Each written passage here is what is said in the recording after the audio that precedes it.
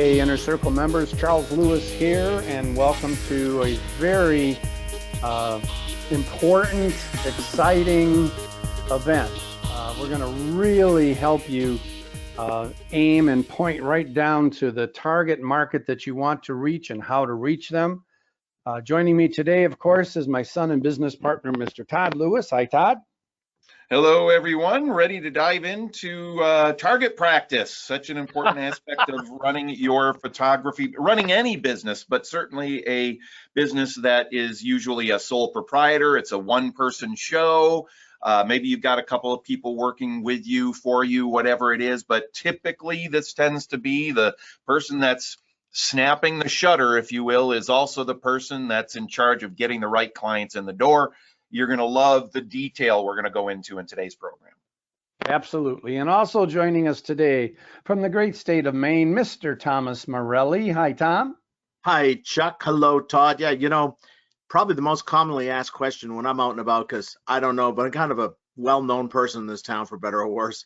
Our photographers just beginning saying, my marketing doesn't work. Where do you acquire clients? And I'll say, well, do you know who your target market is? And they're like, what is that? So if you're saying, what is that, or how do I take advantage of knowing what the target market is, you're in the right spot today. Yeah, when I started out, I didn't know anything about marketing at all. I went into photography because I loved photography. And that's probably why all of you on this event today, all of our members, went into it as well. You didn't want to be a marketer. You wanted to be a photographer and take beautiful photographs, and we love it. And that's what we wanted to do. But I found out very quickly that if I'm not really sharp with marketing, I don't have very many, if any, clients to do photography with. So that's what we're going to talk about today, right, Todd? Yep, you got it. So let's briefly talk about what makes the difference between a successful photographer and a struggling photographer. And is this important stuff? The first thing, of course, is that the most dangerous number in the photography business is the number 1. 1 is just not a good number. It's not a good number for a lot of different things, but certainly marketing, having only one system, one way of marketing your photography, such as, quote, word of mouth, which is horrible, not a good way at all, is very deadly. You've got to have multiple ways of reaching your target market. And of course, to do that, you have to know who your target market is, for sure. Oh, sorry, Chuck, didn't mean to jump on you there. Good point. Key point number 2, successful photographers force themselves to learn and do the things that the failures don't want to learn or do. And, this is why I don't listen to photographers who aren't where I want to be. If someone is giving me advice, and we'll say in this case about marketing, I will find out if their marketing is working and if it's doing what I wish mine was doing. There's a lot of negativity out there right now. If you go to meetings or just talk to other fellow photographers who are struggling, understandably, they're going to tell you marketing isn't working, it's failing. And I'm here to tell you that it's not. I was just telling Todd before we get on here that I ran something just yesterday starting, and I booked 5 child portrait sessions today. From that one Facebook post, and it was $20 boosted post. But so it is working still. You just have to do it the right way. Right on. All right, key point number 3. Now more than ever, it is vital that you create a huge demand for your limited supply and control the volume of your work that you do with the price. And photographers kind of get discouraged after just a few inquiries, and people call and they don't hire them. So Therefore, you have to think, we need many inquiries. So if you get 1 phone call and they don't book with you, or if you get 2 and they don't book, that's a tough week. But if you get 10 calls that week and 8 say no, but 2 say yes, that's when you're going to feel better about this. So we need many inquiries to get those to value what we do calling us. And a large number of phone calls gives us that good number of those who want to work with us, and they work with us in the way that we know will benefit both them as well as our business. Yeah, and number 4, of course, is you don't need to be famous to everybody, but you do need to be famous to your, quote, target market, the people that you want to work with. You have to be what we call famous, if you will, to those people. And that is a relatively small group, so it doesn't cost a fortune to work on becoming famous with them, right, Tom? Yeah, I always say that one of my favorite moments was when I was at the grocery store and pulled out my debit card to pay for groceries, and they said, "Morelli, is that the photographer?" I'm like, "Yes." But as Chuck says, the people that you want to be famous to are those who are interested in and value what we do. So that's where finding that target market and making sure you're famous to them is really crucial. Absolutely. Well put. All right, So here's a how can game. you, Oh, go ahead, Todd. no, go ahead. I was going to say, here's a game I'm not good at. So everyone duck right now while Todd talks. So how can you hit a target if you're blindfolded? That's the big question. And most photographers, it's as if they're wearing a blindfold. It's not far off from trying to throw that dart, hit the ball. You don't even know if you're facing the right side of the room where you're throwing it. You might be throwing it at your spouse, your child, your pet, you know? If you're going to try to hit a target, first of all, you got to take that blindfold off and you got to know where the target is. Trying to market a photography business without having a specific target market is like trying to throw a dart at a target while you're blindfolded. The chances of you hitting it are nearly zero. In fact, you might hurt someone. And the someone that's going to get hurt in this situation is twofold. You as the photographer, you're going to lose business, but also your target market is losing out because your marketing isn't reaching them. It's not reaching the people who are hungry for what you do. And instead, your marketing oftentimes is reaching people who are not remotely prepared to invest what you're charging. They don't value photography to the degree of hiring someone of your quality, your caliber, your attention to detail. So everybody loses out when you're wearing that blindfold. Take that blindfold off, and today is the first step to removing that blindfold and having it gone forever. So let's talk about the 4 steps that are necessary to remove that blindfold and have effective photography marketing that is targeted to the right people. Dad, I'm going to turn this over to you.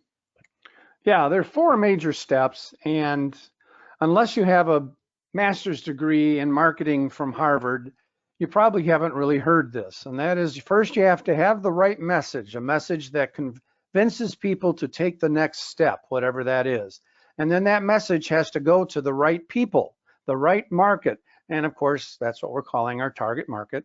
And then the third thing is we have to be at the right time in their lives, in their situation. Your correct message has to come in at the right time for them.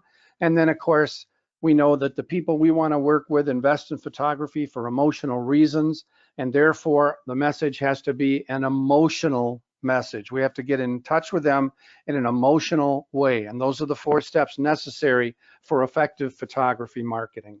Yeah, and the reason this is so important that you've got to have all 4 of those things is you can have the best message in the world.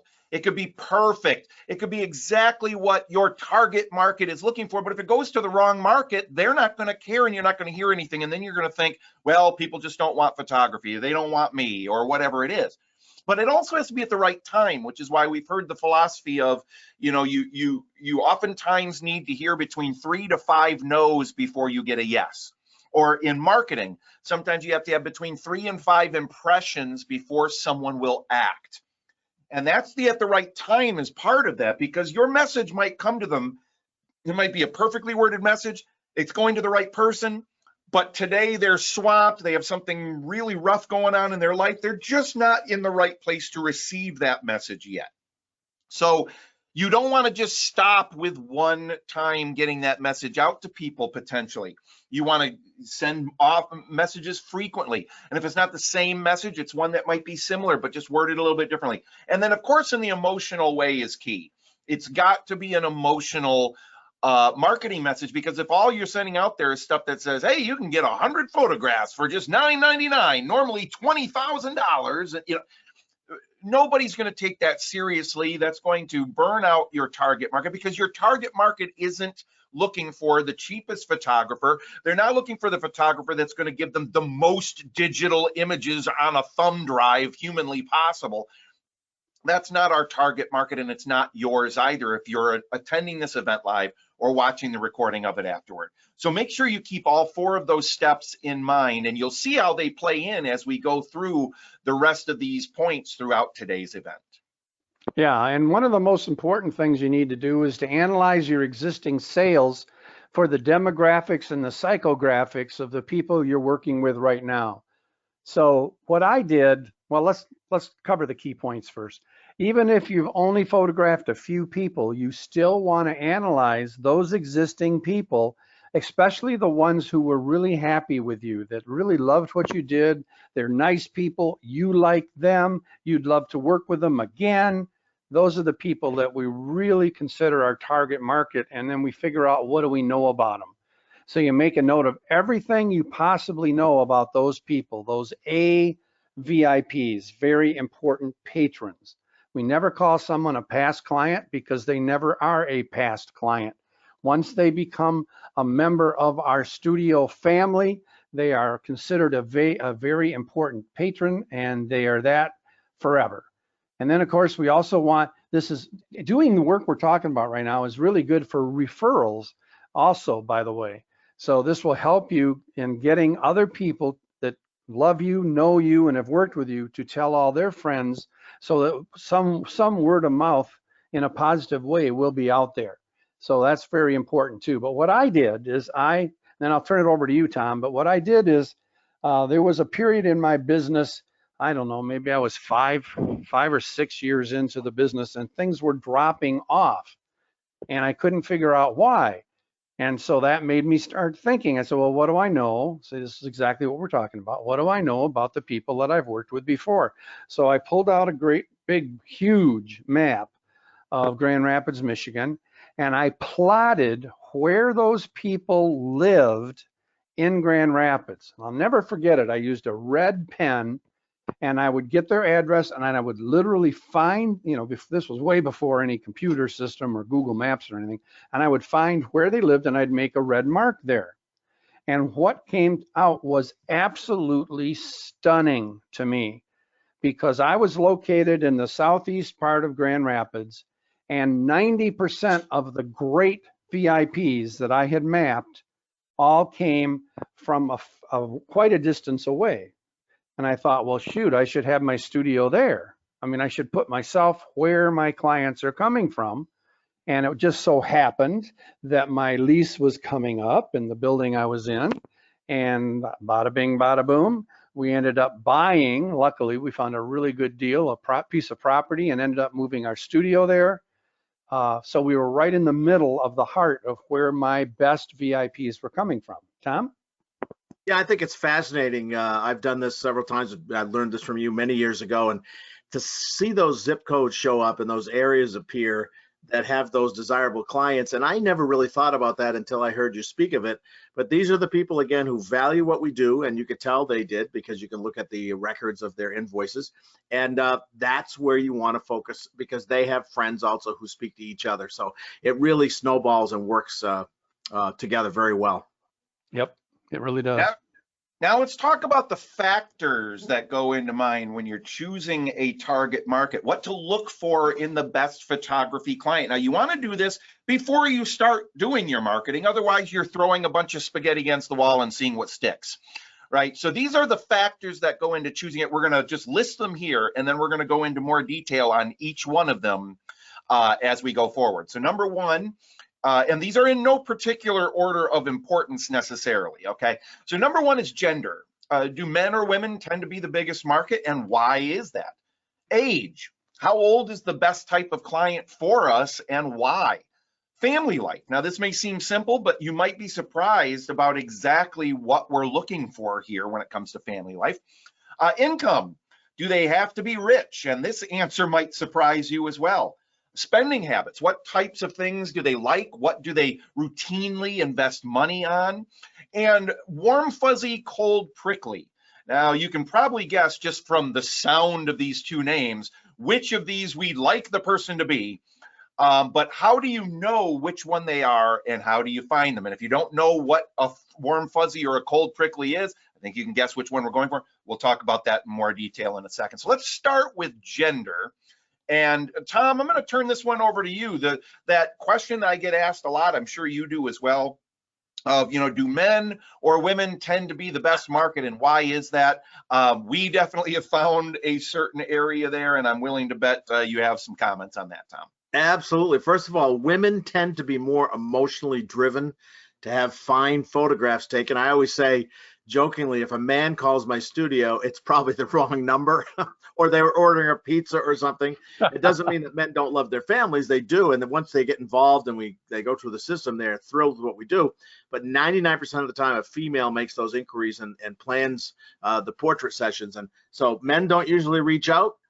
Make sure to touch with your emotional side, express your emotional, how emotional your photography is, and what they will mean to her family, because it is all that right-brained emotional thinking, not a logical thought to have a portrait created, but there's a reason they're calling, and it's always got an emotional component to it. It's very important. Yeah, and that's the reason that this factors in is if we know, men and women are different. That doesn't mean that they're, that everyone is lumped into the same category or anything like that. But men and women tend to communicate differently, tend to respond to things slightly differently as well. That's going to factor every decision that goes into the crafting of our marketing. So we need to keep that in mind at all times. Yeah, and I do want to mention to those of you who are on here live, you have the ability to ask us questions if you'd like to. So you just go down to the questions box and you click on that puppy and you type in a question, and we'll be happy to answer it either at the end of the event, or if we're talking specifically about something that you asked about, we'll talk about it right then and there as well. So now let's move to the factors for choosing a target market. We're really getting into the nitty gritty now, and the first part here is the age after Tom. Second one. Yeah, second part after Tom. Yep. So, yeah. How old is the best type of client for us and why? And we look for ages that might typically have a family. Usually 25 to 65 is a good range. So whenever we're doing anything like target marketing on Facebook, for example, we're going to put in usually 25 to 65. We don't discount older clients, though, as they will often invest in photographs of their children and grandchildren. So the grandparent or great-grandparent may be the actual buyer. So be careful not to eliminate or ignore older clients. And then generally, you're not interested in anyone under 25 except for weddings.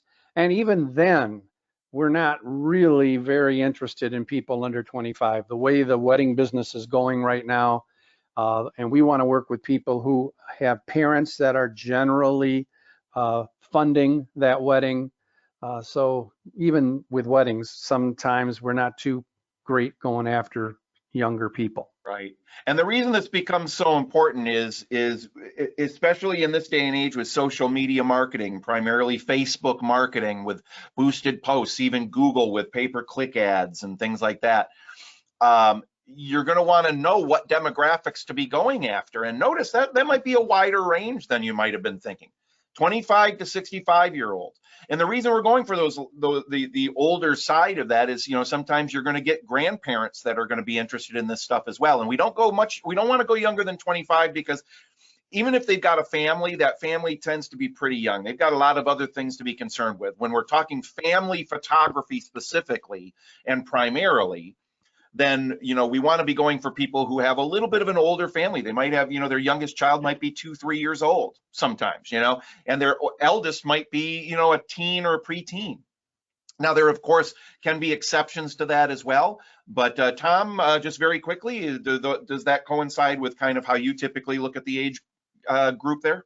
You bet. I have, and as the baby boomer generation, which I'm in, has aged, they are really valuing their children and their grandchildren. So I get I don't know what the percentage is, probably around 40 or 50% that call that say, I have son, daughter, married, grandkids, and want to have this done. And they are really, really a warm wall portrait potential every time almost. It sure is. That's great. See, Tom keeps his numbers like we do as well. You need to know, hey, what types of clients are coming in. If he knows that 40 to 50% of them sometimes may be, multi-generational families, man, that's going to change the way you target and your demographics, but also the way you craft some of your marketing messages to appeal to multiple generations, which brings us to family life. So we talked gender, we talked age. Now in family life, this may seem simple, but you might be surprised about exactly what we're looking for here. And this is for two reasons. One is for demographics that we can maybe put into the Facebook boosted posts and things like that. But more importantly, the words we're going to use in the marketing. Number one is interest in the arts. They tend to have an interest in theater, in movies, in music, in the symphony, in the ballet, if you have that, local theater, going out to museums, things like that. They tend to be interested in the arts, and that makes total sense when you think that we are focusing primarily on wall portraiture as home decor.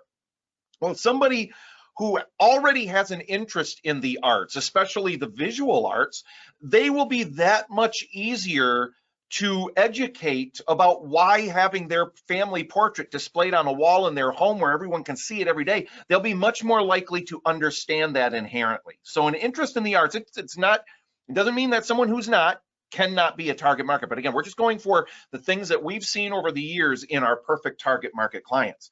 They like to do things as a family.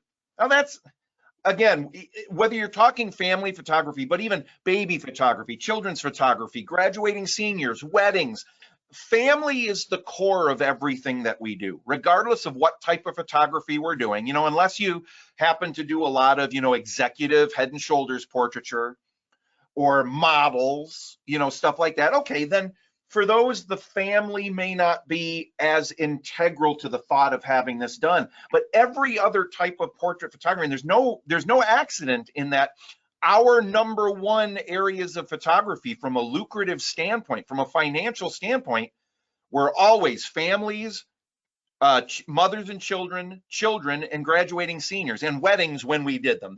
Weddings could be very, very lucrative. They were just an awful lot of work. So that was the first thing that we eliminated as soon as we were able to. So they like to do things as a family. Always keep that in mind, regardless of what type of photography you're going after in those main portraiture and wedding areas. They own their own homes as a general rule. That's a major plus for multiple reasons. One, when somebody owns their own home as a general rule, they tend to keep it up very nicely. They take pride in it. And the people that we're talking about here typically have a nice house. They don't own mansions. They don't own gigantic homes, but they have nice homes.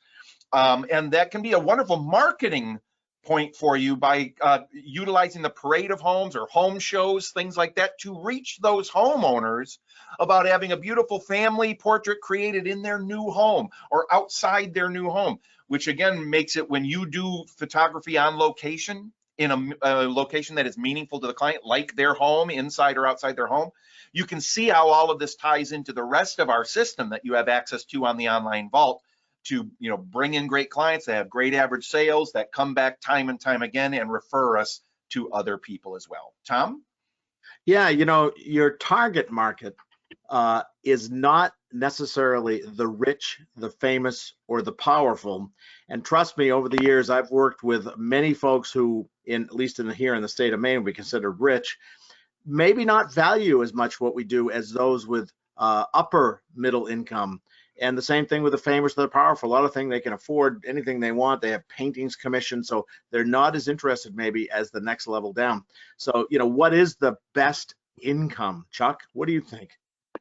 Yeah, that's really difficult. We got to be really careful here, because it would be so easy to go and rent a list of all the people in Grand Rapids, Michigan, or in Bangor, Maine, or wherever you are, who earn over X, let's say $150,000. You think, okay, well, at least they can sort of afford me. Let's go for that. And you may be terribly disappointed in the results. In fact, you may have zero results, because we need to know more about them than just quote the best income, because there is a great difference between income and outflow. And sometimes people with a great deal of income have even a greater amount of outgo. And boy, oh boy, if they're doing that, they're not going to be able to work with you anyway. So you have to be really careful with that. So I don't like to put in an income level when I'm deciding on my target market. I'll chime in on that one and say, now, in some cases that can be helpful when you're doing like boosted posts and things like that. If you've got access in demographics to household income, if I had to pick a number out of a hat, I would say, typically it's probably going to be a household income of, between $100,000 and $300,000 a year, but that's just a starting point, because then they've probably got some discretionary funds. That's the big thing, is they've got to have some discretionary funds that they could put into something of high, medium to high value, something that's not just a couple $100, but something that may be more akin to taking a vacation with the family, which comes to, spending habits. What types of things do they like? And what do they routinely invest money on? And Dad, I know this has been an important aspect of every decision that you make when you're doing your target market, right? Yeah, I've learned this over the years. It took me years and years to get this worked out the way it is. And it really pays off because it allows me to very quickly know who my target market is. So the first thing is we want them to appreciate photography and also very likely the arts. And you'll hear more about that in just a minute. And they go out to dinner. They go out to lunch, they do things with their friends, stuff like that. They go to movies, and then there's that symphony, ballet, opera, theater stuff. That's been a really big thing for me. Once I hit on that and decided that I was going to start targeting people who are actively involved in the symphony, the ballet, the opera, and local theater, things really started to take off. My exhibits, in fact, what I started out doing was photographing the symphony orchestra, the first chair people. There's stuff on the online vault about that in detail. But then the ballet. Put your images. I mean, I can't say enough about exhibits, even though we haven't talked about them yet. Right. Exhibits are such a crucial part. Put the kind of work that you love to do and that your target market will probably appreciate, and put those images where those people tend to go. So do they go out to dinners? Yes. Well, then I'll get some restaurants. Do they appreciate photography and possibly the arts? Okay, then I'll do the ballet, the opera. You see that you're placing yourself exactly where you want these certain people to see you all the time. So for anyone who's thinking, but we don't have a symphony, a ballet, an opera, we don't have any theater in our community, then how do I find these people? Well, there's a couple of routes to go. Is look around for things in your community that might be similar. I mean, things even like, going out to farmers markets and places where people sell, custom made jewelry that they make themselves, and things like that can be a great place to find things like this. And also you can look around outside your own town. You don't feel like it's got to be just in your town. If you have a larger town that's 10, 15 miles away, don't be afraid to look there, target your marketing there, target your Facebook boosted posts to those zip codes, and see if you're going to reach some of the people that fit those demographics as well. Absolutely. Tom, you want to talk about this? Because this is such an integral, important part of both yours and my business. Yeah, cold pricklies. I learned this term from Charles Lewis. Are never happy, never satisfied, will drive you crazy. These are the type of folks that our marketing is designed to have them not be interested in what we do. What we want are called warm fuzzies, and they are emotional. They aren't afraid to express it, and they attach value to what we do. They're the ones on telephone calls often that we will get choked up talking about our families. And they are more than willing to do business our way because they are so emotionally attached to their families and the subjects that we're going to photograph that if it's at all possible, they will work with us. And it's, again, to their benefit. This is not just for us to do, more business, make more money. It's really designed to benefit them. So cold pricklies will say, no way, Jose, I want my USB thumb drive of proofs to take home. I don't want to meet beforehand. I don't want any prints. I just want files. Warm fuzzies, that's not the most important criteria. They just want beautiful images that will capture the love they have for their family. And so they're willing to work with you. And that's why if someone is a cold prickly and you hit them with questions and they will tell you right away, we don't want to work with you that way. You know, it's just the way it is, and it's such a good principle. It will save you time in pulling your hair out too, because it's not you. Don't take it personally. Some people just are that way. Absolutely. I agree with everything you just said, Tom. Which All brings us right. to the four-quadrant target market formula. And this is just another way of looking at who's the target market. Who are you after? And we've already mentioned females. We've already mentioned 25 to 65. We've already mentioned about usually men do not particularly get overwhelmingly enthusiastic about photography, although once they see what you've done, they love it. And then we want warm fuzzies. We already talked about that. And they value what we do, which Tom just talked about, which is so important because you want them to be willing to do business our way. So they value the images that we're creating, which are warm fuzzy images, and then they will agree and happily do business our way. This is very important because you do not want the inmates running the asylum. You run So, the Dan, what asylum. does it mean where it says is a 3 under values what we do?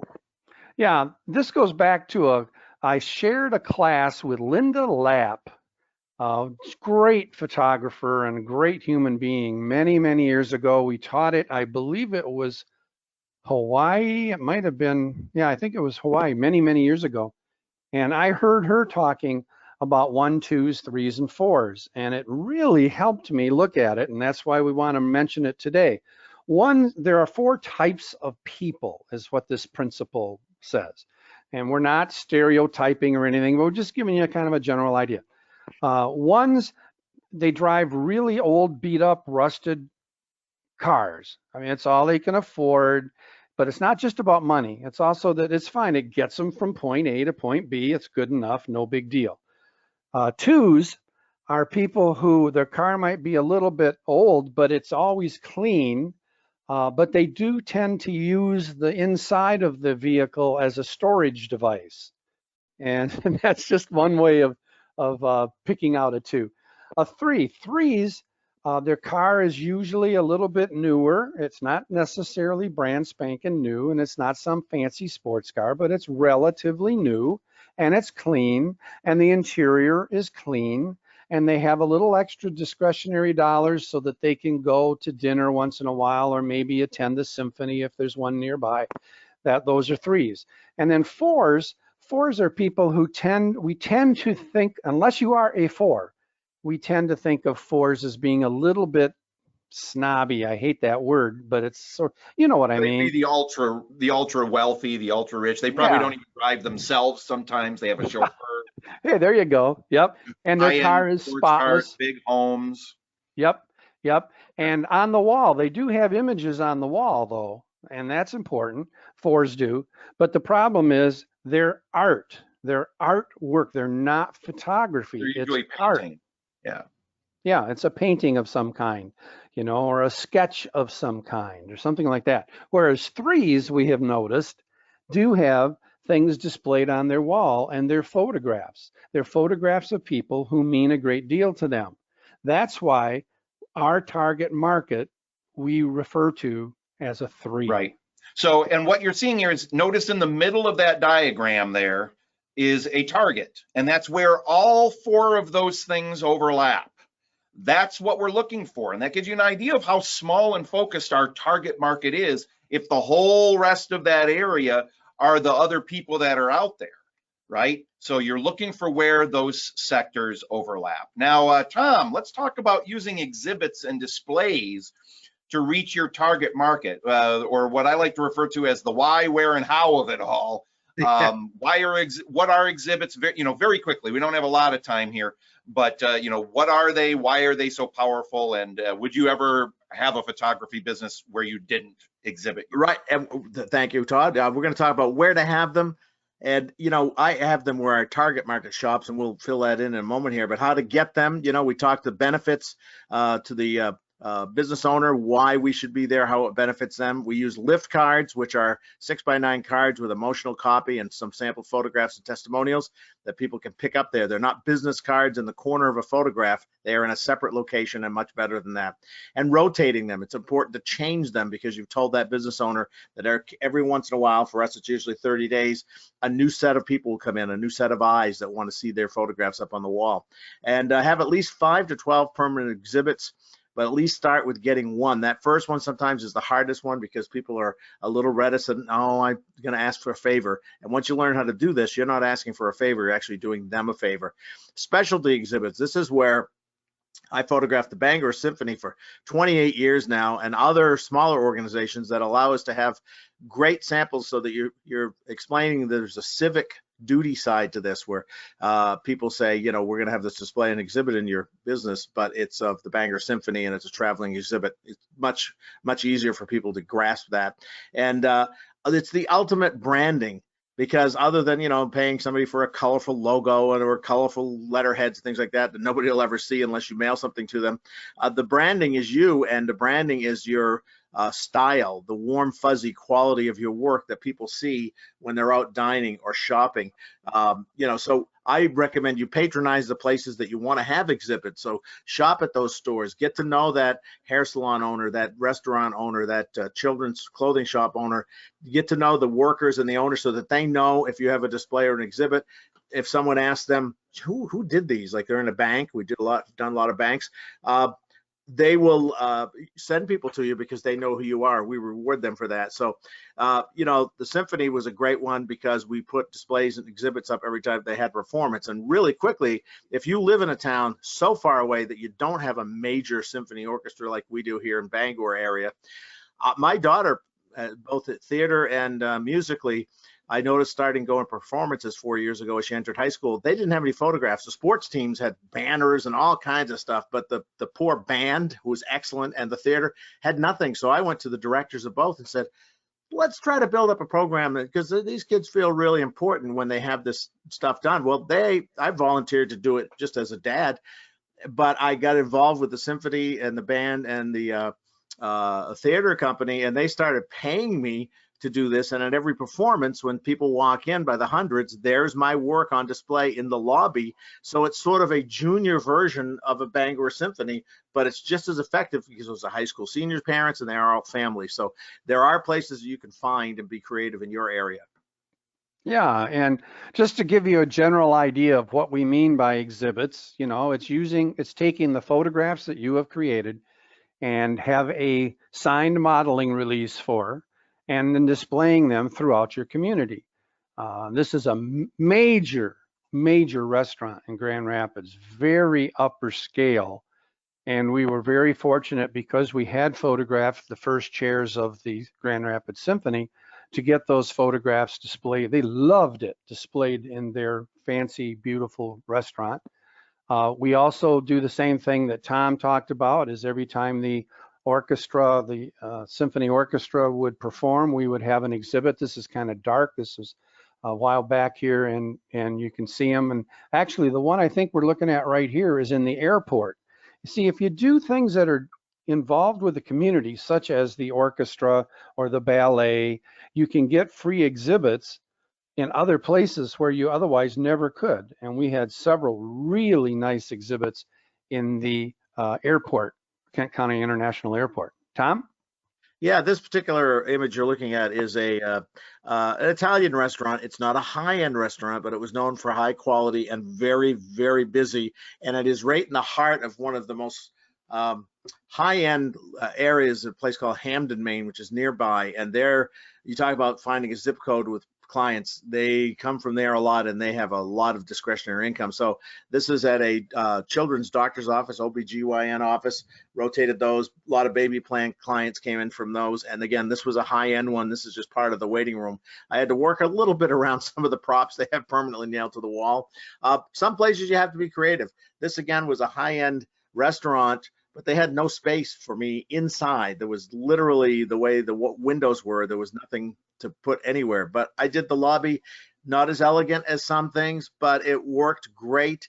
The lift cards were always being they would call and tell me, hey, we're out of those. You got any more? Bring them down. They were very user-friendly owners. Sometimes there are shows, home shows, parade of homes. Chuck had mentioned this on a slide earlier, where thousands of people will be going by. And I didn't buy a booth in these normally. I photographed, did some free photographs in exchange for a space. And this was right at the main entrance. Thousands of people a day went by that, and I had hundreds and hundreds of lift cards would go every day. It was great. Yeah, and again, what we're talking about here are, free exhibits. They're not exhibits that you're paying for. Yes, you have to get the prints made to get some simple frames to put around them, things like that. But you're not paying the venue to be there, and they're not paying you to be there. It's a mutually beneficial a relationship that's happening there. And if you want more information on this, here's one program you can find on specifically the power of specialty exhibits on the Online Vault. If you just go there and type the word exhibits in the search bar on the right-hand side, scroll down a bit, you'll see this program. We've got a couple of other programs on there as well about exhibits and the power of them and how exactly to do them, including what to say to get the venues to want you to be exhibiting there, not just to have them think, well, maybe I'll think about it. Have them go, wow, of course, why would I not do this? It doesn't cost me anything. I don't have to do any work. And you're going to potentially be getting people to come into my establishment that might not normally be here. It's literally a win-win for everyone. All right, Facebook. Let's dive into another. So we just talked about exhibits as a powerful marketing tool to reach that target market once you've clarified and really honed in on who they are. Now, what about Facebook as a lead generator for your target market, and how to use social media in the best way to reach your target and get them to take action? Tom, I'll turn this over to you.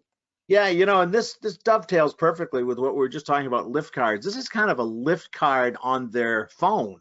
In a way, they're traveling, the exhibit is with them, and it's a little different format, but it works kind of the same way, because I often got phone calls from restaurants, people saying, we just saw your work and we got your card, we want to talk to you right now. Same thing with boosted posts. It's designed to get the phone to ring right away. So we'll talk a little bit about what boosted posts are. That is where we pay so that people who are not necessarily friends or fans of my Facebook pages see my message, and we pick a demographic and we pick a psychographic of who's going to see them, and the boosted post goes out for a certain amount of time, and Facebook takes you by the hand. It's very user friendly once you design it with the right photograph and the right copy. It's extremely important. Pay-per-click ads are similar. They are ads rather than pay one fee for your boosted post to show up for a certain amount of time to a certain amount of people. Pay-per-click, you pay each time they click on it. And, Facebook is ever shifting. The rules and regs always shift, but boosted posts for me have worked the best and so well that I dropped the pay-per-click ads for now. And the boosted posts are great because Facebook bought Instagram. So now, because I allow it to happen, Instagram also shows my boosted posts. So I get high school seniors who are on Instagram seeing them, as well as the parents and grandparents on Facebook seeing them. So it works out really well. It's extremely cost effective. I was just telling Todd, as I had mentioned, for $20 boosted posts I just did yesterday, I booked 5 child portrait sessions, and those are kind of the harder ones to get. Baby plans, high school seniors, weddings, things like that are time related, but get that after 1-year-old to 12-year-old age group. Parents don't think as much about it. So a boosted post, I said, let's see if we can fill a couple slow spots in my schedule. Boom, the phone started ringing and away we went.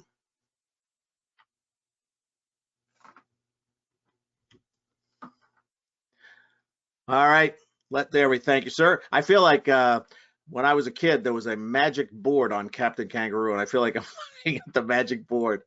So we're looking for the look and the feel of an effective boosted post or an ad. First of all, the choice of photograph is extremely important because you have to make sure people stop and look.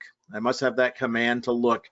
And the choice of photograph must relate, obviously, to what you want to photograph. If you want a senior portrait booking, then you don't put a family or a baby on there. Be emotional about this. Everything that people call about is emotional. They just had a child, they're getting married, their high school senior is graduating, which I just had, and it's been an extremely emotional time. I've used up lots of tissues, or family groups where the grandparents are growing older. Everything in your copy should appeal to that emotional aspect, because people invest in portraits for emotional reasons primarily. Number 3, build rapport and establish personality. If you're scratching your head saying, how do you get these incredible sales average, and how do you get people to be so comfortable with you? Well, your sort of cold medium of that screen, whether it's a phone or a computer, the words and the way you craft your Facebook posts have to help build a rapport. So I've had many people call and say, I feel like I kind of know you. I've seen a lot of your posts. And I've never met you in person, but I kind of feel like I know you. And the personality, people like to work with people whom they like and whom they are like and whom they think they'd like to be around. And you can establish that the way you word your boosted posts. And the calls to action. How many times have you seen something, but it doesn't say, well, where do I call? When do I call? How do I do this? They just let it, they make an offer. I've seen ones where they don't even say where they are. You know, what city, what state are you in? So the call to action takes them by the hand and says, look, if you like what I've just said and you're interested in all, pick up the phone, here's what you do next, and just make them simple. And what's the objective of the ad or the post? You don't just post something and just say something without any point. You want to keep track of what you're looking for. In this case, I wanted to fill the 5 child sessions, and I did. And so I met the objective, and that's how I crafted it so that it would do that and only that. It wasn't to say, we also photograph landscapes, and, you know, I didn't just diffuse the message with other extraneous things. I told them exactly what I wanted to do, and that's what they did. Yeah, specificity is such a key to marketing. It's easy to think that, well, I should make my marketing and in connection to that, my target market as broad as possible, because then I'll be appealing to the biggest number of people. But what happens is you dilute your message that way. It gets so watered down that it's not appealing truly to anyone. And then, Tom, just for anyone who missed it at the beginning of the program, you mentioned what you just referred to, that you booked 5 children's portraits here. Just again, mention what happened. That was one boosted post that you did yesterday, and your goal was to get 5 photographic sessions on the books, and that happened within how many hours? Yeah, well, this was within a day, within 12 hours. I got up this morning and had several that said, I'd like to talk to you, you know, please call, and or they called me, or they emailed me, and then we made connection. And basically I looked at my schedule. I said, I got a few days with senior season's not quite in full swing. I got a little bit of slow time comparatively. So let's book these dates. And I actually put specific dates on there between now and now, ages between 1 and 12, because I love those ages. People don't get to see as many portraits as that. And that's what I got. I got a ton of them for a $20 boosted post. Yeah, for a $20 boosted post, this will be thousands of dollars in sales. You can see why doing boosted posts is so powerful. And we're not talking about doing a boosted post that brings you in, 250 clients. No, for each one you do, you're going to bring in a few, but they're going to be great, high quality clients with a wonderful average sale. So you could do a boosted post every day if you wanted to, if they were written right to the right target market, and you were taking slightly different approaches, and keep yourself busy all the time. And remember, Todd, if I could throw in real quickly, these people all have friends and family who may be very interested as well. So they're going to become great referrals. They will allow us to use their portraits after we're all done on Facebook to bring in other people like them. So it just keeps rolling and rolling on. It's great. Yeah, exactly. And again, most photographers ignore boosted posts, or they tried it once and it didn't work. So they said, well, boosted posts don't work, Yep. And that's right. I mean, if somebody says to me, boosted posts don't work, I'll say, yeah, you're right. Sometimes, but they also do work sometimes. And that's why you kind of want to constantly be trying different things, or copying what works with permission from people who have given you permission, like us, like Tom Morelli on the Online Vault. We've got tons of Tom's actual boosted posts and regular organic posts on the Online Vault. And you have permission to copy this. You can't use his photographs, obviously, but you wouldn't want to do that anyway. But you can copy those with his permission. Here we've got a couple just to show you the variety of the kind of stuff Tom is doing. Unfortunately, we don't have a copy of the one you did yesterday. If this was like a day or two later, I'd be like, Tom, send me a copy of that post, man. Next time. Next time. There you go. Tune in for our next event. Maybe we should make a note of that. We should share that on our next event. We could do that. Here's one for baby photography, and notice he's got a kind of a collage. It's a single JPEG image that he created so that he could lay them out the way he wanted, so that Facebook wouldn't just jumble them up or crop them the wrong way or anything like that. So that's a single JPEG, but it's a collage of these different beautiful baby photographs. Immediately catches people's eyes as it's going through, and it talks about the little miracle baby portrait plan. And you can see that was boosted. It looks like it reached about, I can't quite read that. Is that like 1,600, 1,800 people, something like that? And a high engagement on that as well for a boosted post. Here's one for the class of 23 high school senior students, and this one happens to have a car. You know, this student had a car. And again, he's going after a very specific target market for senior photography right here, because, you know, he wanted specifically people to understand that, hey, I'll do photographs like this. They don't have to be, quote, those, I'm not saying that these are what they are, but this is what some people could think. Those boring senior portraits where it's just their head looking in and with their hand on their chin. You know, he's saying, look, I'll do stuff like this. You got a car, you got a motorcycle, you got a musical instrument, you play a sport. We're going to work that into these graduating senior portraits so that they become not only something for the yearbook, not only something that your parents will love, but something that you will love and cherish for years to come.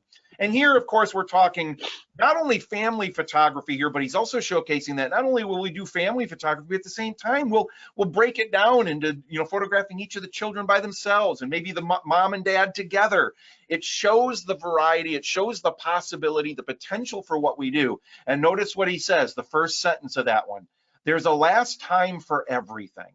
Now, soon as I read that, coupled with those images there, I immediately start thinking, oh my gosh, yeah, time's passing, man. You know, you got to have these portraits done when you have a chance, when the whole family's together and we still like each other. And the kids haven't reached that terrible tween age yet. Well, in this case, maybe a few of them did, but those look like lovely children.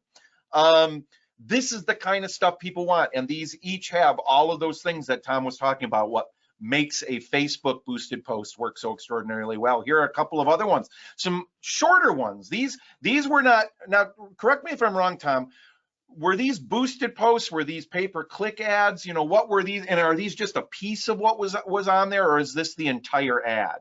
These were back when I was dallying in pay-per-click ads. So this is the size and format of those ads that would appear in the right-hand corner of the feed. Format has changed a bit now, and so those are not what I'm doing currently in that format. I like the longer form of having it right on the page and then boosting it. But that's what the click part of it. So you'd see that and click on that, and it would take you to more copy, and then you'd pay per click that way. Right. And then another reason that I like the boosted post approach, and this is why I think, Tom, you're seeing that those are working better for you, is especially in our line of work as photographers, we're getting people to become happily involved with a very emotional product. I mean, there's nothing logical about having photographs like these created. That's not a logic decision. That's an emotional decision that you do that. And when it comes to a boosted post, when it's going through, when people are going through their newsfeed, it pops up and looks like a regular post. Right. Other than it will say sponsored up in the upper, you know, but most people don't even notice that. But it doesn't look as much like an ad. These other ones, you know, especially the two on the left and the one on the right, those look, and even the one at the bottom a bit there, those look more like ads a little bit, whereas that one in the middle looks a little more like a post somebody would see coming through their feed. And again, I don't know about the rest of you, but I have never met somebody who told me that the reason they joined Facebook was so they could be sold stuff. You know, nobody joins social media to be sold something. They join it because they want to connect. They want to stay in touch with family members, with friends. They want to share things. They want to have that emotional connection, right? Well, then this kind of approach right there, the one especially in the middle, really feeds into that in a lovely way. Dad, anything you want to add or any other questions you want to ask Tom about the Facebook posts? No, this was great stuff. I enjoyed hearing it myself. All right, well, let's, Dad, I'll turn it over to you for photography style. Now, you know, we're talking all of these marketing things, and it can seem like, well, guys, how come you're not talking about the photographs themselves? And if any of you are asking that, I want to give you a gold star, because the choice of photography that you create, the artistic approach, the way you pose people, light people, the way you do your backgrounds, whether you choose shorter lenses or longer lenses to affect that depth of field. All of these things do have a factor into whether or not your portrait style appeals to your target market. And it's that chicken or the egg thing, right? Which one should come first? Do you decide what photography you're going to do based on the market you're working with now and what they seem to like? Or are you going to create photographs that you believe your target market are going to really like based on style and technique and approach, and watch that potentially new target market start coming your way? And that is a decision that only each of you as photographers can make for yourself, because that is a choice between financial livelihood sometimes and your own creative impulses. If what you love to do more than anything, it's the reason you became a photographer, is I just want to create candids of people just in action doing something. I don't ever want to have to pose a person in front. I don't ever want to do that. That's your prerogative, absolutely. And I would never be one to tell you you're wrong.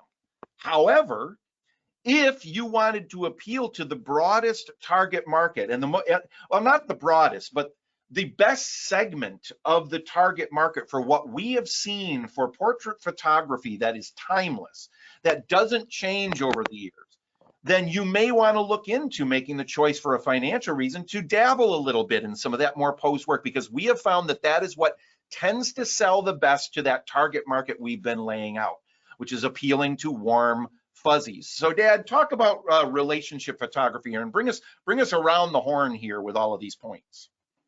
Yeah, all of this fits together like Todd just very nicely said, so I'm not going to repeat it, but it was very well said, Todd. First of all, we want relationships, and we've got phase 1, phase 2, and phase 3 images. Phase 1 images are where they're involved with the camera.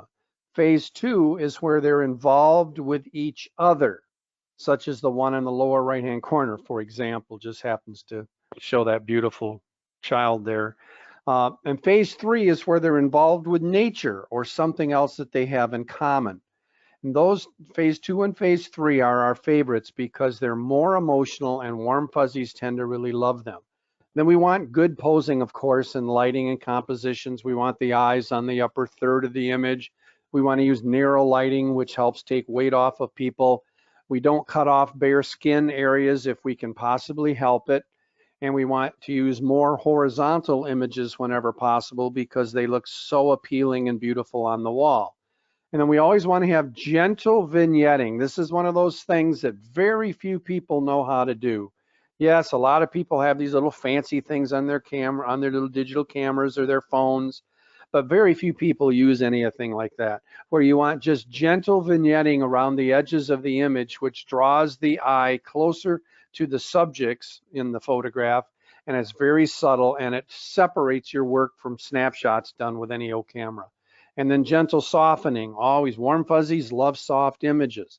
So we have here a sensitive image that has that slight darkening around the edges, and then it's also slightly softened. That's what warm fuzzies love. Okay, and we are attracting, and this is one of the biggest things that we do a lot of coaching and consulting, and it's very hard to convince people that we're consulting with and coaching on how important it is that your images have that warm, gentle appeal to the warm fuzzies. That's a very critical part of the success of your branding and your image. It's so hard in this day and age, especially because digital photography is making it really hard to have nice, soft, romantic images. Everything's so sharp, and the megapixels are so high, and the lenses have gotten so fast and so wonderful. Yep. That oftentimes, and Tom, if you want to chime in on this too, how often do you potentially go into the photographs you've created and soften them within Photoshop because they just look too sharp?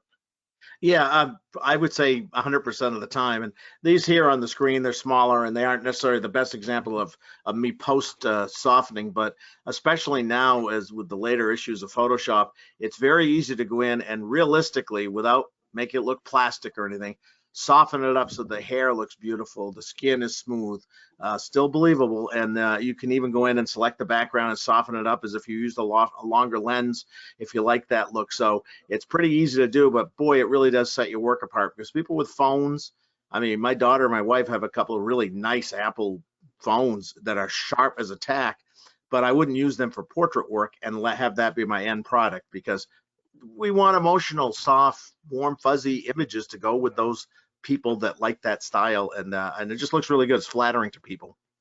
You bet. All right, Tom.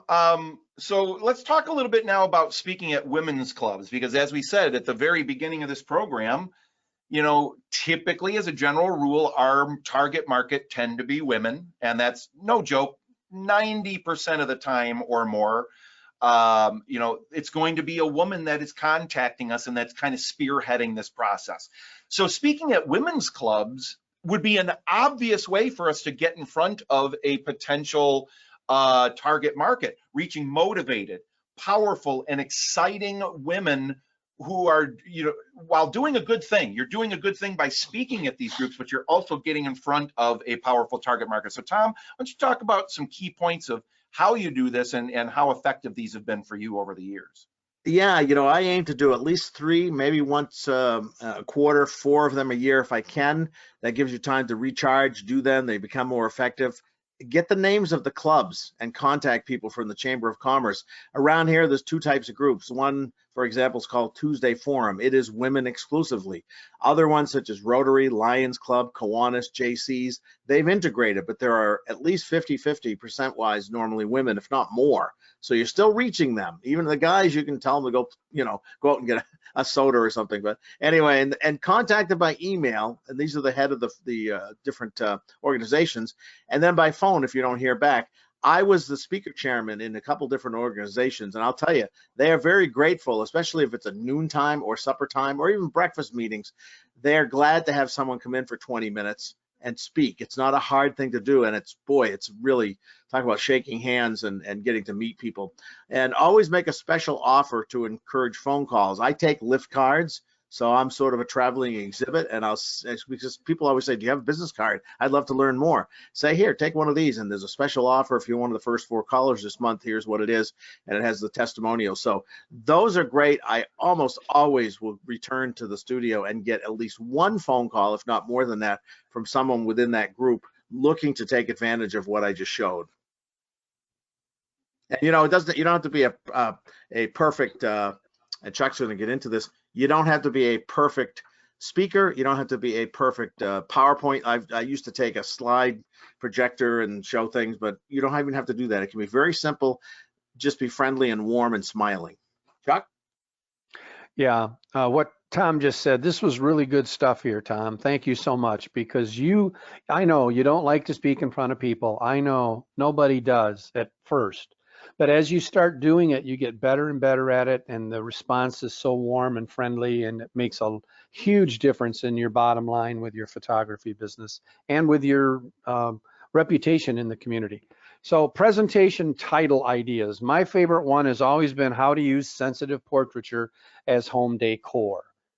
That I really like that. I like talking about it. I like showing images of my photographs in people's homes as wall decor. It just lends itself perfectly. And another one is how to create sensitive, emotional photographs of your children with your digital camera. Do you see? Look at the words that are on that black or green board, if you will. A sensitive, emotional, children. I mean, these are appealing to warm fuzzies. Do you see how that's so important? I just don't know how to stress it. Your style appeals to them, and then all of your marketing does as well. Yeah, and that what I like about that second one, and anyone that might be thinking, well, but if I'm going to teach them how to take great photographs of their children with their digital camera, they're not going to need me. Oh, yeah. I understand feeling that way, but what they're going to see is they're going to go, oh my gosh, that's what goes into creating a really great portrait. You know, and I feel like he's just scratching the surface here, you know. Then they're going to go, you know, and you're going to be showing them photographs as examples, and they're going to see those and go, those don't look like anything I've seen somebody create with their digital camera. That's not a professional. I haven't seen that come out of anybody's smartphone. Then they're going to immediately, now you're educating them through this process of the fact that it's less about the equipment you use and more about the understanding that you have, not only of lighting and posing and depth of field, lens choice, all of these different things, ISO, but also human psychology and how to get the best, most natural expressions out of your clients. You're going to get people coming up and saying, thank you, I'm so glad you taught this class. I'm going to use some of what you gave me when I'm taking regular photographs, but I want to talk to you about creating some photographs like that of my family. Yeah, so powerful. All right, Yep. Next up, auctions and charities. I got to turn this one over to Tom as well. This is about how to give back to the community while reaching a great target market. And what I love so much about all of the things we're talking about today, I mean, every single thing that we've talked about today that is a marketing example is something that everybody wins when you're doing this, because we're not shoving marketing messages down people's throats. We're talking on emotional levels to our target market. And oftentimes at the same time, we're doing good for our community. With the exhibits, we're doing good by, helping these local community-owned businesses and organizations market themselves while they're also showcasing our work. And with speaking at women's clubs, you're fulfilling a very important need, because believe me, any of these clubs in your area, any of these groups and so forth, they need good, compelling speakers to talk about a variety of different things. You're providing a wonderful service for them there and for the people that are attending. And auctions and charities, absolutely. You're giving back to the community. You're hopefully doing these for organizations and causes that you have a vested interest in or that you believe in, that you want to help. It's a win-win for everyone. Tom, talk about how well these have worked for you and some key points. Yeah, thanks. You talk about becoming famous in your community in a positive way. These working with auctions and charities generates great positive PR in your community. I get stopped all the time and thanked for them. You're giving back. I mean, I have been in this community for 40 some odd years, and so many clients still live around here. They've brought me so much business and had me have a great lifestyle. So it's nice to feel like you're giving something back that benefits the community that's been so good to you. And most charities attract the target market we want to work with. You rub shoulders with, rub elbows with, and work with, and are noticed by and interact with people who generally are middle to higher income, have discretionary income, care about their communities. They're your kind of people, and they're great to work with, and they appreciate what we do. And therefore, it gets us in front of the right people as we're putting our photographs on display for the auctioneer, and as we're there with samples and talking to people. Your branding, they're looking at you, how you dress, how you interact, and how you'll be with them with their friends and families. Excuse me. I have to hit the cough button real quick here, but I am back. Right. All right. The right people. It's like my old radio days. Yep. And there are different types of auctions, live versus silent. And what I found is the live auctions are really, really far more effective than a silent auction. Silent auction, where you just lay down something and offer it and people bid, it tends to not really do that well. The live one, where you have an auctioneer with all the information you provided doing that for you, they get much higher return, and also you get clients who are much more interested in what you're doing, because they a lot of times paid close to face value, if not more sometimes. And we talk about how to get the best results for the charity plus the clients for your business, and that is making sure that you don't just let them bid and never come back, because that does nobody any good. And that used to happen before I figured out that we need to get names, telephone numbers, emails of all the winning bidders and contact them immediately. If it's usually a Friday or Saturday night, so on a Monday, we'll talk to them, say, thanks so much, you did a great job, and we would love to set up a time to talk to you about doing these portraits. That way, you're getting them involved right away, because you know how life is. Pretty soon they'll forget it. If they have a certificate, it gets tucked in a drawer, and that doesn't do you or them any good. So a lot of my appointment book is filled year round with auction and charity winners. Fantastic points. And again, a lot of people won't even take the first step toward doing something like this because they're worried that they're not going to be good enough, or they're going to get a no, or whatever. Believe me when I tell you, these auctions, these charities, these organizations that are doing things to raise money for a great cause, they need you. They want what you have. They want what you do. They need people that will contribute something for this auction. And the thing with this is, you're contributing something that, you know, and correct me if I'm wrong here, Tom, every dollar that somebody invests on that at the auction, let's use a live auction as an example, because that's something that everybody knows, you know, live auction, and they say we've got this, you know, beautiful opportunity to have a family portrait created by Thomas Morelli, and you'll get a beautiful 8x10 portrait of your family, or an 11x14, or whatever you're going to do there. And normally this would be an X number of dollars investment. And it's going to go to our highest bidder today. Well, every penny that is bid goes directly to that charity. You're not going to make anything off of that yourself, but don't fret, because what's going to happen now is you're going to treat that client just like you would every other client that you work with. You're going to project your images. You're going to have them come into the studio and see those beautiful images projected into a 40x50 frame over a sofa. And I don't know, Tom, I'm going to ask you in a second here if you know a rough percentage of the number of people that end up investing more with you beyond what they bid on during the live auction, or using the buy it now certificates. I'll get to that in a second. But most of the time, people are going to invest more beyond that, because they're going to want something more adequate for their home. They're going to realize the value of, instead of having an 8x10 in a frame on a desk, or an 11x14 in the small hallway, I'd rather have a 24x30 that's over our sofa in our living room that we will see every day in this beautiful size, showcasing all of our family in a gorgeous way. So Tom, what would you say roughly, if you had to come up with kind of a percentage, what percentage of people do invest money with you, where you're making some money from this as well, usually some really good money from an auction or charity? Incredible as it sounds, I can honestly tell you, over the last year, we'll say 2022 to currently halfway through this year, it's about 100%, or it is 100%. And I can tell you that because I don't remember anyone saying, no, I'll just take what was on the face value of the gift certificate. And there's two types: high school seniors, and they always invest in more, particularly if we photograph their family or their siblings. That is key. And number two is family groups, where we do the subgroups. And so in every case, they've got something else to turn to. Well, we got our family portrait. What else you got to offer? Well, look, here's little Johnny and little Jamie and so forth. So make sure your photography lends a helping hand to giving them the possibility of investing more than just the face value of what they invested in. That's why with our family portraits, it is a family portrait framed 20x24 or 16x20. They pick the one they like the best.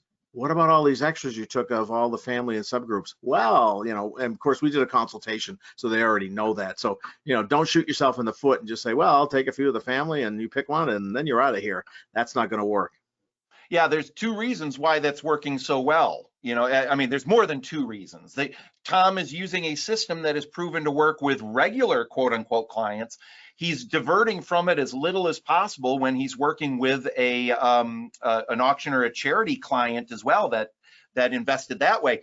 But the two reasons that I think on the surface that works so well is, number one, in no particular order, he's projecting the images. He's showing them, you know, the most adequate size first. They're getting he's using the soaking law, the law of 15. He's using all of the principles that go into presenting the images the right way.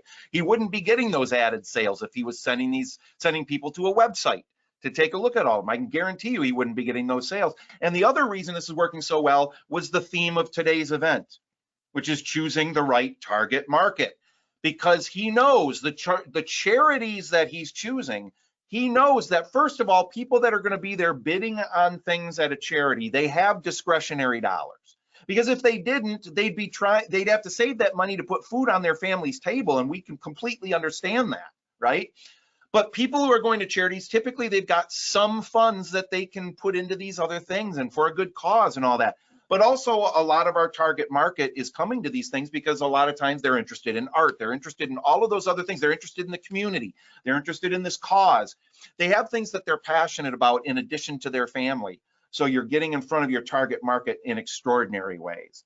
So now with that, before we wrap up here, and gentlemen, I'm going to give you each a minute to kind of say any last minute words you might have. But before we do that, I want to put the last call out there for any questions at all from any of the people that are attending live, any of our members attending live. Now is your chance to ask a question. This is last call for questions. But first, I want to say Shirley commented as we were going here. She says, I can't thank you enough for sharing how to do the auctions. And here's what she says. The last 4 live auctions, I was able to help raise $3,964 to charities, and 36 great leads came from that. This was all great from you all. Thank you so much. So thank you, Shirley. Clap, clap, right there. Yeah, thank you. Thank you, Shirley. And how good does that feel? $3,964 to that beautiful charity. And to top it off, you got 36 great leads. Now, Shirley, at some point, if you want to share it, I'd love to hear from you. You know, you're probably still working those leads through the system. I'd love to hear from you. How many of those turned into sales? What kind of sales you got? If you ever want to share those on a future event or anything like that with our members, I'd love to hear from, or just me privately if you want to send me an email. Always curious to hear how those are going.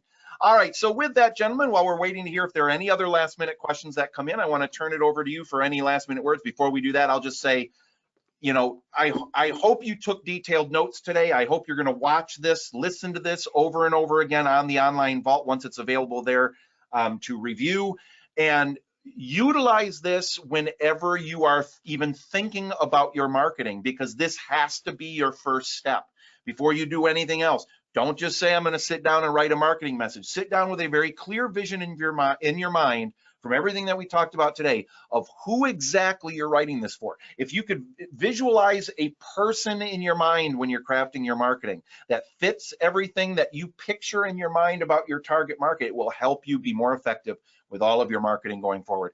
Tom, I'll turn it over to you for any last minute words, and then Dad, you can wrap us up. Yeah, you know, thanks, Todd. This is actually fun. I look forward to crafting, whether it's lift cards or putting up a new display or going to another charity and helping them out or doing Facebook boosted posts, because as a cause and effect, you do these, if you do them effectively and the phone rings, you go, ah, that worked. It's like taking a nice sip of lemonade. Oh, delicious, because it's summertime.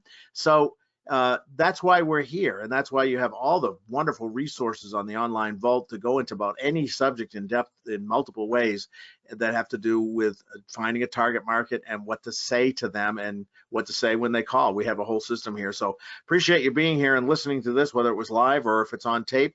I hope you're having a good day. But do they do tape anymore? I don't think so. Yeah. But this is great, and thank you, Todd and Chuck. It's always an honor to be here with you. Well, thank you, Tom. It's a pleasure and an honor to have you with us. You add so much to these events, and I just admire you. You are a doer. That's what separates you from all the other people, is you are a doer. Most people listen to things, take a few little notes, get sidetracked, forget about everything. Nothing happens.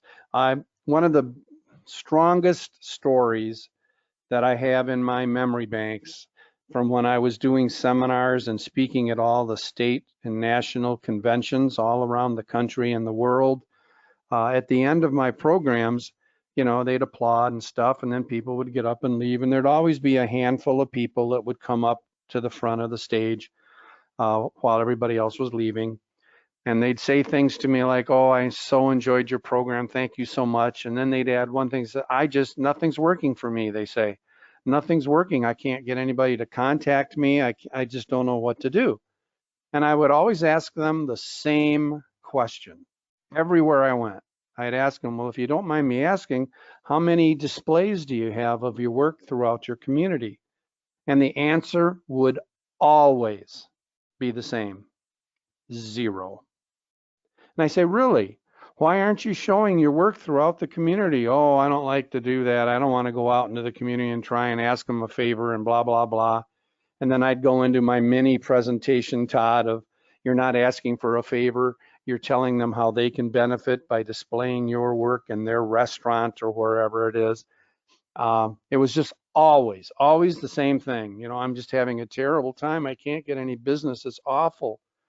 And I'd ask them about exhibits and they'd say no. So if you happen to be listening to this right now, and if this was live and we were all in the same room and you had come up to me and said that, and I had asked you, how many exhibits do you have or displays throughout the community, and your answer would be 0, I think you know one place where I don't know what I would do if I hadn't done displays. I don't know what, I didn't have any money when I started. I didn't have any money. And I had 2 children and a wife, and I had to take care of I didn't have any money.